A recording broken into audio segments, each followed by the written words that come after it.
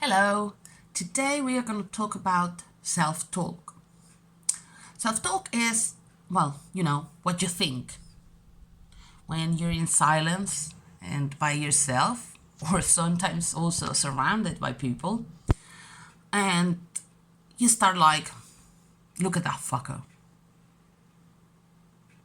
Oh, that woman is so hot. Oh, look at that booty. I'm thirsty. I'm gonna have a drink. Well, that random stuff that goes through our head. But sometimes it's also like, I'm such a cunt. Wow, I'm so useless. I wish I was dead. Because, anyway, what am I doing here? Nothing useful, right? Life is so hard. Why am I trying? Does that ring a bell? If it does, keep listening because we are gonna go through a few exercises that are gonna be helpful for you to actually kind of change this self-talk that is so negative, and you'll be able to teach your mind to talk to yourself in a better and more positive way. I want you to keep in mind one thing that was very helpful for me when I started doing this. And it is, you are not your freaking thoughts. You are the entity behind them. You think them. So you've got the power to decide what you want to think. Again, you are the one that thinks. You are the thinker. You are not the thoughts. So you can decide what you want to think. You've got power over your mind. So your thoughts, your thoughts cannot control you. Okay, let's get cracking with this. So, self-talk is absolutely crazily important. Why? Because it actually kind of shapes your world. So if you're super negative on what you think, everything that will happen to you is gonna be bad. Why? Because that's how you see the world. If you see everything in a negative way and your mind is always negative and your feelings are always negative, then the world surrounding you is always going to be kind of bad. If you're always positive, it doesn't mean that bad things won't happen to you, because hey, shit happens, we all know. But when something bad happens to you, you will have enough resilience, enough separation of the train of thought to be able to raise a positive emotion from inside of you and be grateful for the things that you've got. Like, you might be having one terrible thing in your life, but you still have 10,000 good things. And you'll be able to see that instead of only seeing the bad.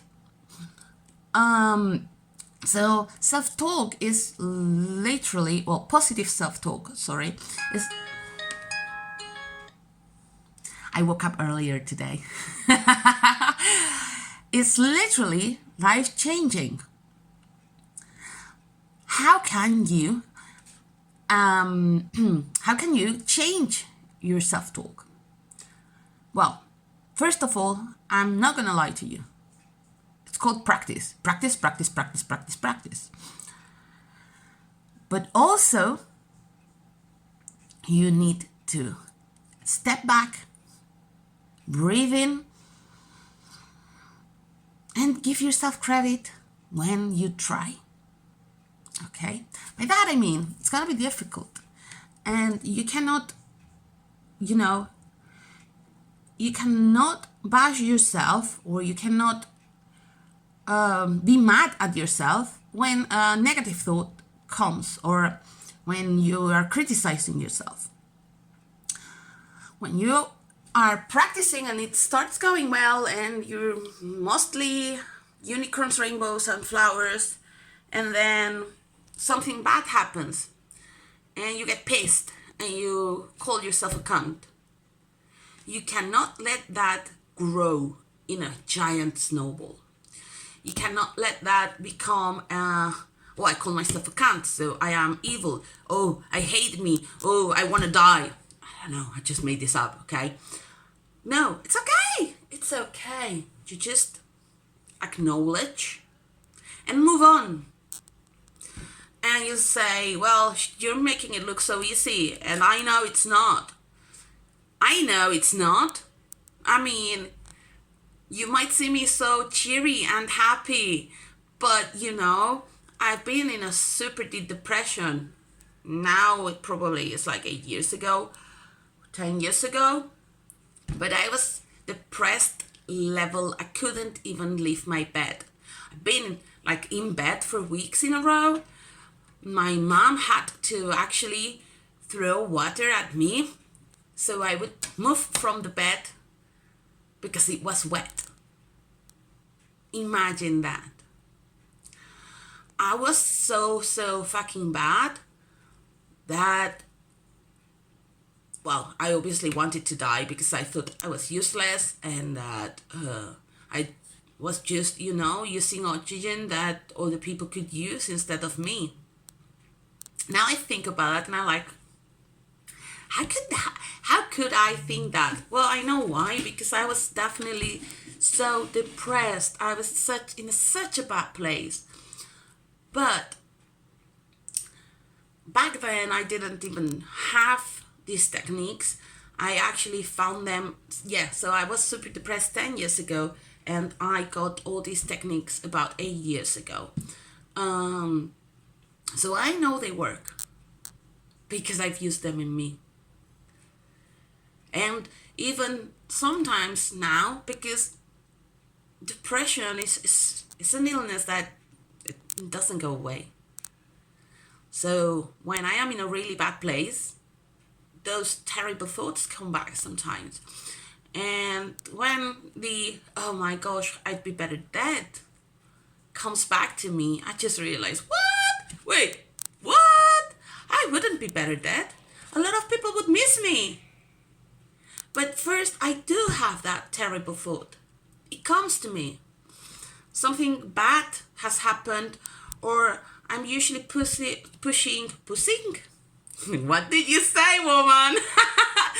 No, I'm pushing really hard, and maybe the deal is not getting anywhere, or it feels that it's not getting anywhere. Because, closing, I must say, I chose a thing that fulfills me like crazy, but it's not easy. It's like the farthest from easy that you could find, Regina. You picked it. So sometimes I am really struggling to get a deal closed or to get the money in or something like that. And mindset kicks me in the butt. And I'm like, oh, yeah, I'd be better dead. My husband would be happier. My mom would be happier. Can you imagine that? It's really absurd, right? Well, if my bad thoughts are absurd to you, be objective with your own, because they are kind of silly too. I'm not trying to be mean. I'm just actually kind of being objective. Most of our really negative talk makes zero real sense. So, I'd be better dead. Oh, they'd be happier if I wasn't here. And then I'm like, what the fuck are you thinking, woman? It's not true. And then there's the technique. No, I wouldn't be better dead. People would not be happier if I wasn't here. A lot of people would miss my amazing personality if I wasn't around. I've helped a lot of people to live happier. I have helped a lot of people to get out of depression. Why? Why would the world not want me here? It makes no sense. So I kind of re-talk to myself, and I realize that those thoughts I didn't put in me, but it was like my ego or whatever part of your mind is, I just get back there and I put it in line, and I'm like, no, you are not right, Regina. That part of you is wrong. You need to realize that you're fucking awesome. You are just having a shitty day. And shitty days are okay. We all have shitty days. It doesn't matter if you're Rihanna or if you are the janitor. You're gonna have shitty days. Embrace them. Go through them. Flow and move on. And during that day, just try to not be too evil with yourself. Do not let your self-talk talk you down. And remind yourself that you are awesome. It is really important to kind of realize that our self-talk and our self-image is built during the first 7 to 8 years of our childhood. So our self-image has been built around or according to what our family and our first school peers thought about us. My case, for example, I am extremely clever. So I learned really quickly when my self-image was built that people didn't care about what I thought, people didn't care about what I knew, and that I better shut up.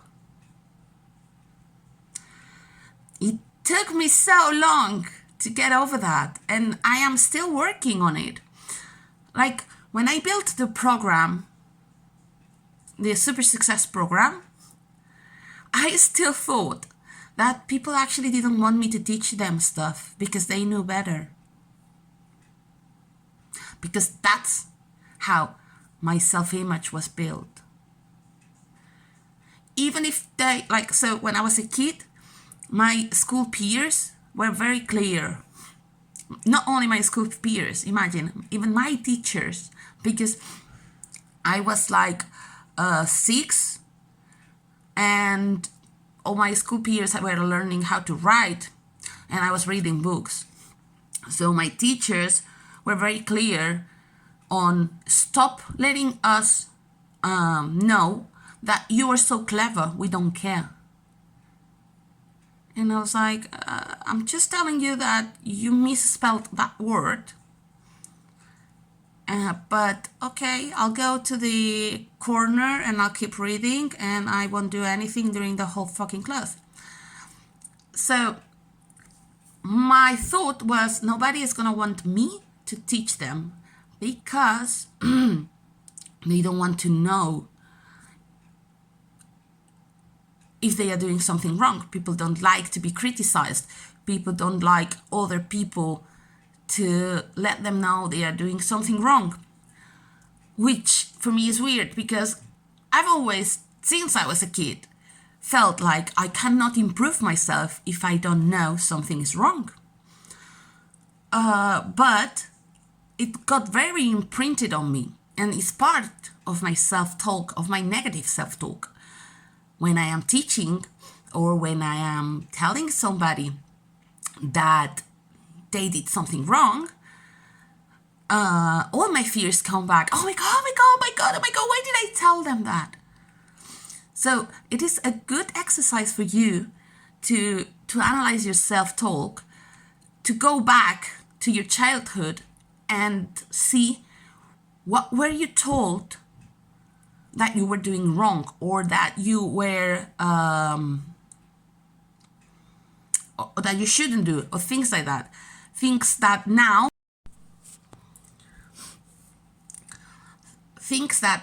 are part of how you talk to yourself. Okay?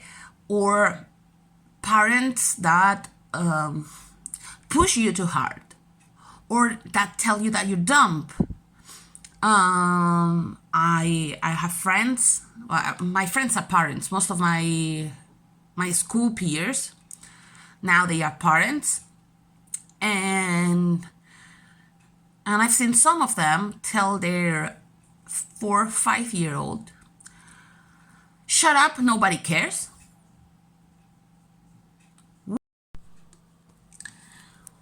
Or, shut up, nobody cares. You're dumb. Don't be silly. How can you not know that? My son is dumb. Oh, so yeah, things like that. Like the son is sitting there and they are talking to me, telling me, oh, my son is so dumb. Yeah, but he's not deaf. Is he? Don't call your son dumb. He's 4. For fuck's sake. So those things, they get imprinted on you. If your mom keeps saying all day that you're fucking dumb, don't you think that's gonna affect how you grow up as an adult? It will. All those things have built you and me. It depends on the surroundings you had when you were a kid. So it's great if you do take one day offline